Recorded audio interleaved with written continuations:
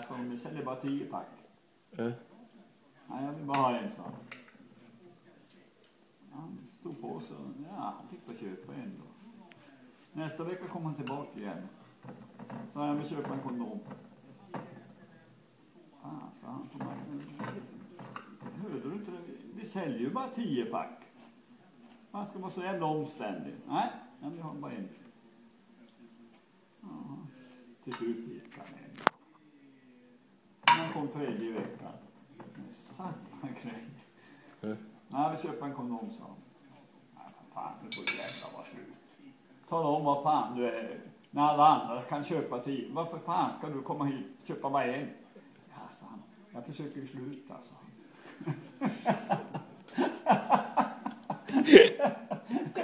Ja, men det var ju bra. Ja, det var bra. Så har vi inte chans att köpa fler.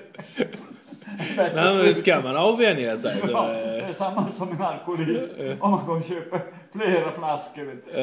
Om man ska sluta, det är bättre att trappa ner. Ja, det är rätt. Men berätta den där med den på bröllopet. Den var ju bra också.